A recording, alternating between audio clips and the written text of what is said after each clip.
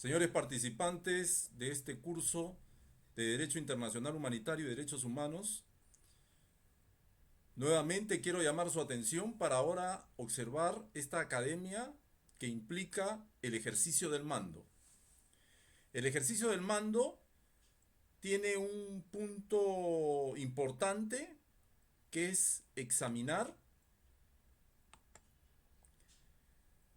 el, las consideraciones, los elementos jurídicos del derecho internacional humanitario, los aspectos importantes del derecho internacional humanitario que deben ser considerados en el proceso de toma de decisiones.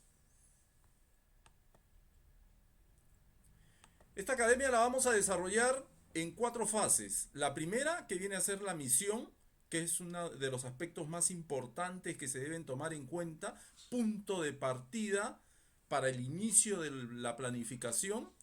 Luego viene los elementos para la toma de decisión y el control de ejecución.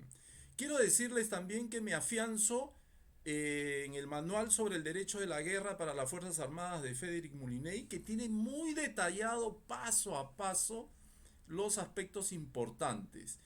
No menor, no menos importante es el manual de las normas internacionales que rigen las operaciones militares. Es un manual nuevo, pero que compila lo que es responsabilidad del mando y ejercicio del mando. En esta oportunidad, entonces, empezamos a ver los aspectos importantes del ejercicio del mando. Y dice que el aspecto más importante en el planeamiento es el recibo de la misión.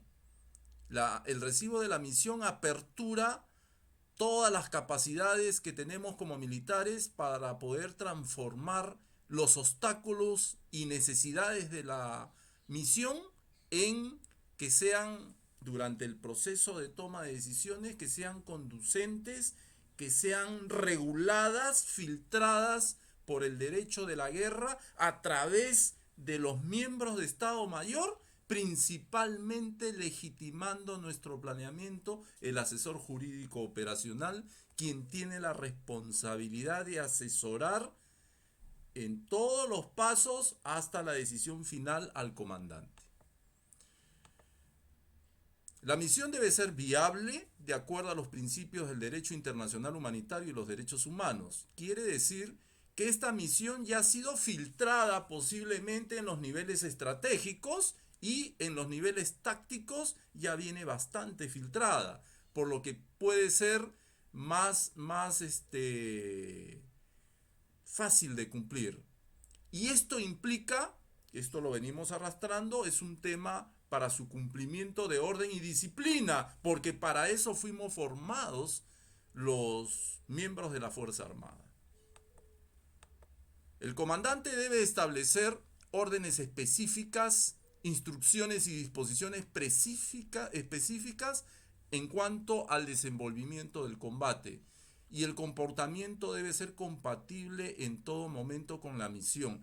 Esto implica, esto llama la atención de que nosotros debemos considerar reglas de enfrentamiento. No se olviden que las reglas para uso de la fuerza son aplicables a contextos cuando la Fuerza Armada actúa en escenarios que no tienen nivel de intensidad de violencia para ser considerados conflictos.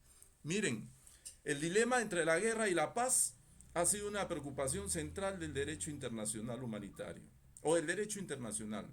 Sin embargo, frente a las dificultades para establecer una respuesta radical para el uso de la fuerza o empleo de la fuerza en momentos en que esta perspectiva se legitima a través de cuando se reconoce la Carta de Naciones Unidas referente a derechos humanos y se legitima también el nuevo orden mundial surgido a través de la Segunda Guerra Mundial.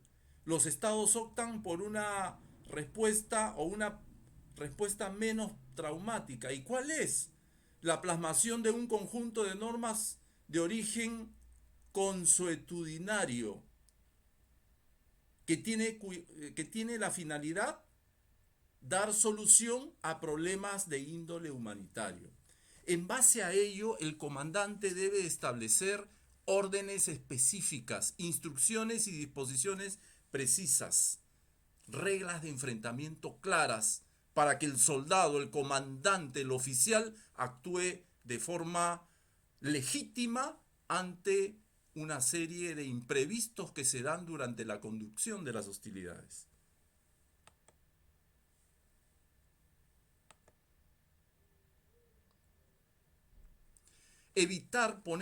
Uno de los objetivos es evitar poner en peligro a los miembros de sus propias fuerzas a ser capturados en zonas dominadas por el enemigo.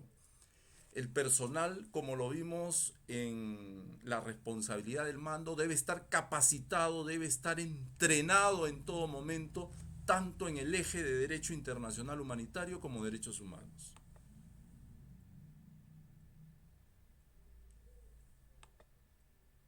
Los elementos para la toma de decisiones. Estamos en el aspecto número 2. Tenemos las informaciones. Tenemos las precauciones. Tenemos el análisis de la situación táctica. ¿Y qué son las informaciones? Las informaciones no es otra cosa que lo que nosotros conocemos como inteligencia. Y la inteligencia es fundamental en el proceso de toma de decisiones. Y donde el comandante es responsable de disponer a sus órganos de búsqueda de información, realizar y obtener la mayor información del entorno para asegurar el cumplimiento de la misión.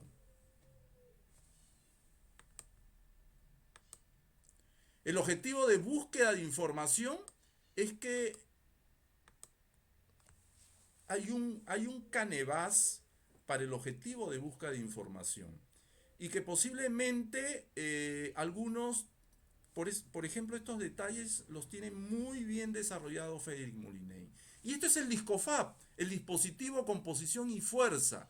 ¿Qué es lo que debo yo como órgano de búsqueda de inteligencia obtener sobre el enemigo?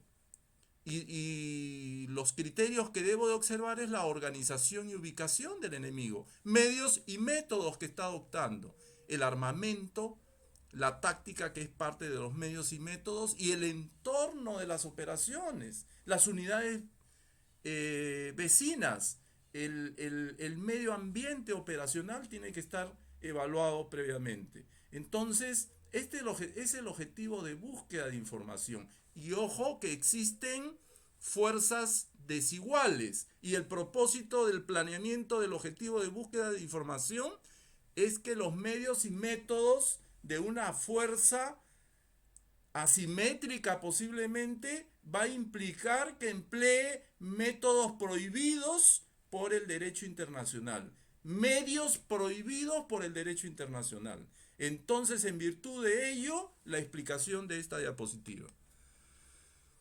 El servicio de información, la búsqueda de información, no debe ocultar de realizarse con uniforme. Ustedes me preguntarán, ¿es ilógico realizar una búsqueda de información con uniforme? Yo les podría asegurar que sí se puede, porque los observadores avanzados, las unidades de cobertura que se encuentran adelantadas y que enganchan al enemigo mediante el tiro o mediante escaramuzas pequeñas, son los que obtienen información de las primeras unidades y es posible cumplir con este primer punto del derecho internacional humanitario. Porque el espionaje no está coberturado jurídicamente por el derecho internacional humanitario.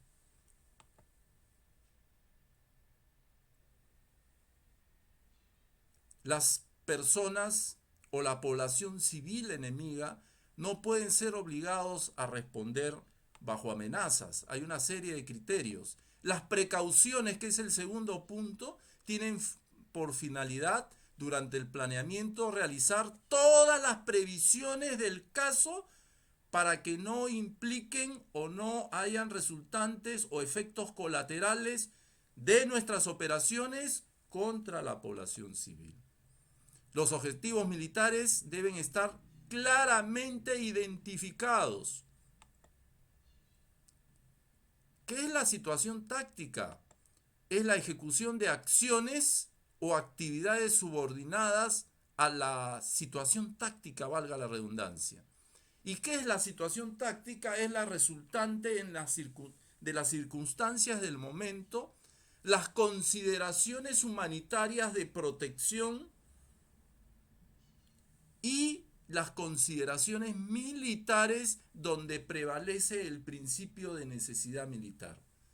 Esa necesidad militar que tiene que estar justificada para poder arribar a una posible solución del problema táctico que pueda haber. Vamos a hablar de la necesidad militar. Y es que quiero conculcar en ustedes este aspecto importante que resume las diapositivas que les voy a dar. Los objetivos o los bienes culturales que gozan de protección y que están prohibidos considerarlos como objetivos estratégicos posiblemente, bajo imperiosa necesidad de las operaciones, hallando una justificada necesidad, pueden cesar su protección. Por ejemplo, las represas, los diques. ¿Por qué? Porque son instalaciones que gozan de protección y que contienen fuerzas peligrosas, los 3 círculos o 4 círculos naranjas. ¿Y qué implica ello? Que al considerarlos como objetivos militares y al liberar sus aguas, sus fuerzas peligrosas van a inundar terrenos que posiblemente van en contra de la alimentación de la población civil o posiblemente traiga o vaya en contra de la vida misma de esa población.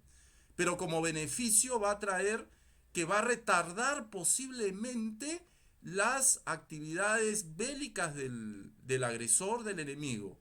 Siendo así, por necesidad militar solamente se aprueba destruir bienes civiles que gozan de protección solamente cuando nuestras fuerzas realizan una defensa en nuestro territorio, mas no en territorio del enemigo. Se justifica solamente medidas, valga la redundancia, como dice la diapositiva, indispensables para el cumplimiento de la misión, bajo un debido análisis. Toma de decisiones. La toma de decisión, antes de tomar una decisión, hay que evaluar nuevamente la misión, la información obtenida, que debe ser puntual. Una información que goza de horas posiblemente, ya no es pertinente o no tiene el efecto.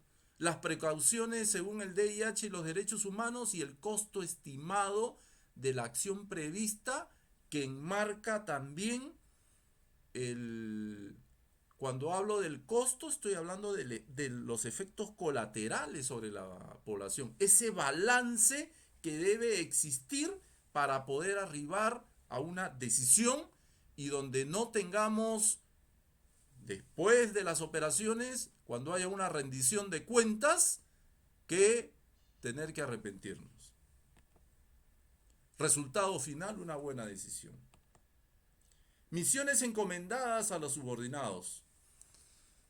Solamente de acuerdo al recibo de la misión, al recibo de la situación, se podrán determinar misiones para los subordinados. Estas misiones deben ser contrastadas, legitimadas y no deben ir en contra de los fundamentos del derecho internacional humanitario y derechos humanos.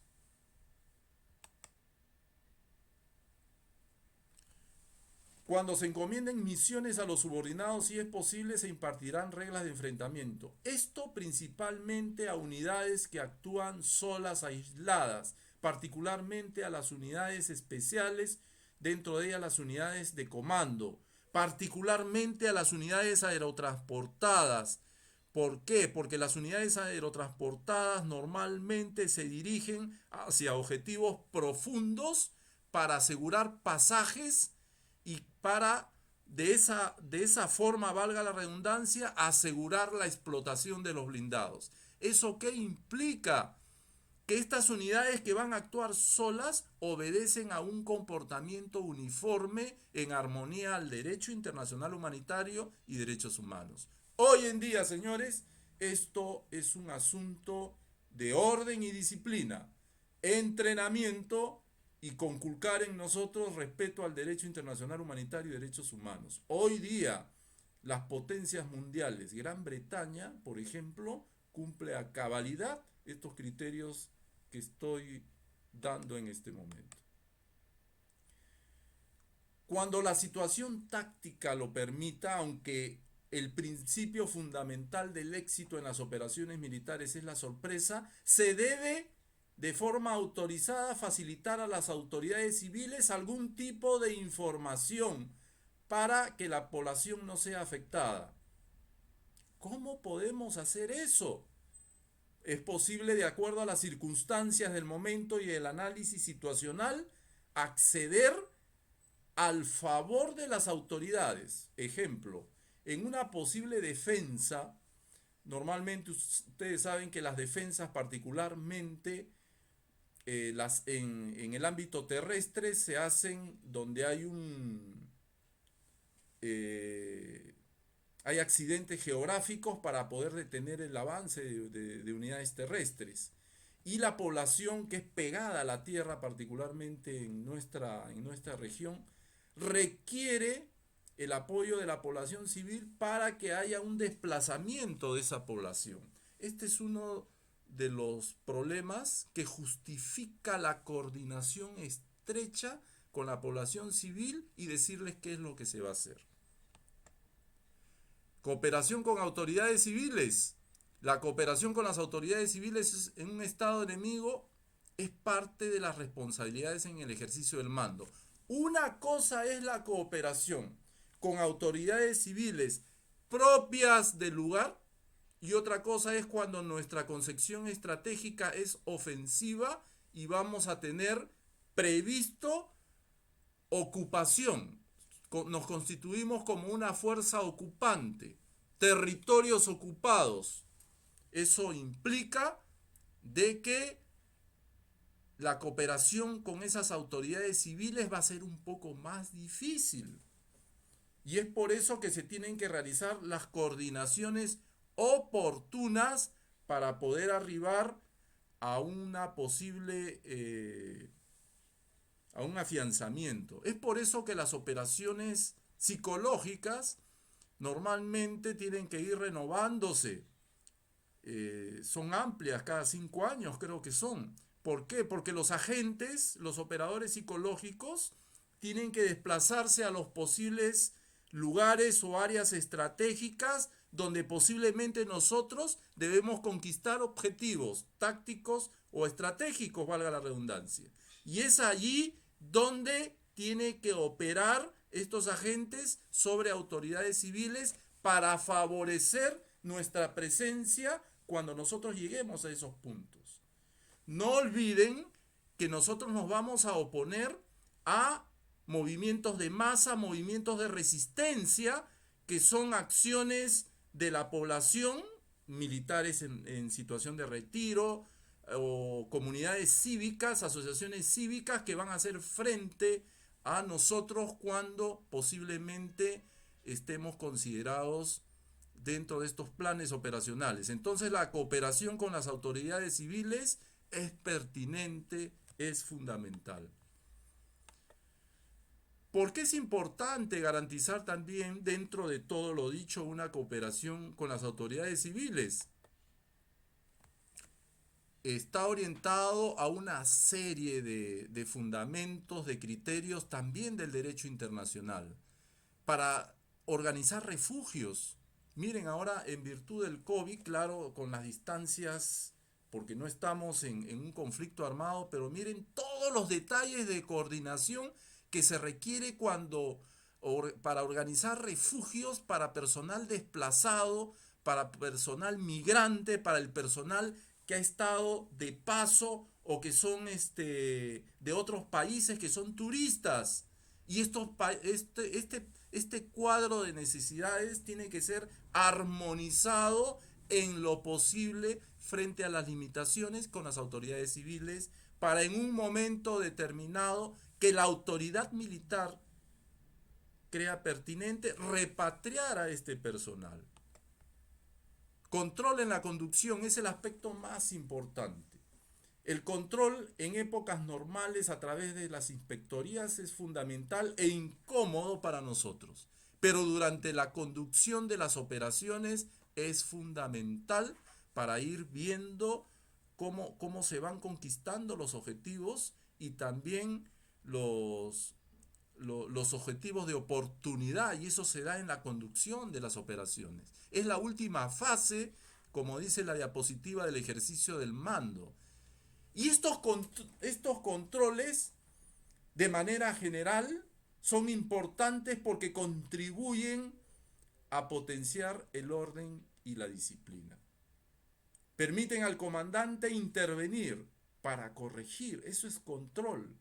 Es lo que hace un padre con un hijo cuando nota que algo no está caminando bien. Esto es pertinente, es fundamental, llevado al plano operacional, al plano táctico, al plano cotidiano del militar que viste un uniforme. Siempre los superiores, los comandantes, deben verificar de que se respete el derecho internacional humanitario y derechos humanos. No se olviden que nosotros tenemos mecanismos de derechos humanos y de derecho internacional humanitario que intervienen. Por ejemplo, en el marco de derechos humanos tenemos un organismo regional de protección y promoción de los derechos humanos.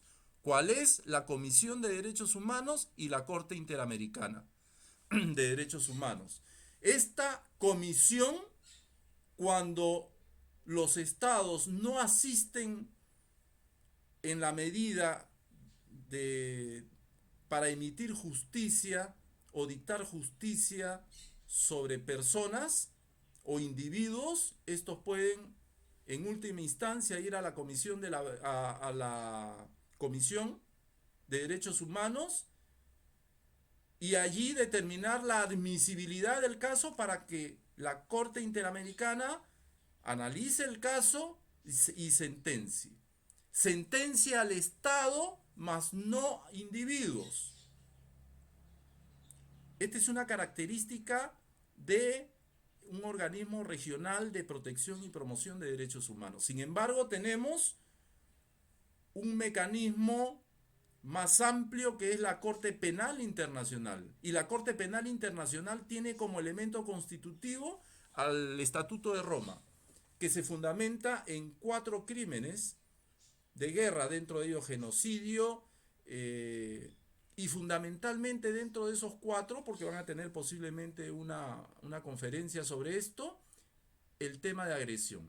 En el 2008 fueron reconocidos, en el 98 reconocidos los 4 crímenes, pero entró en vigor la Corte Penal Internacional en el 2002, quedado postergado para el 2017 los crímenes de agresión. ¿Por qué?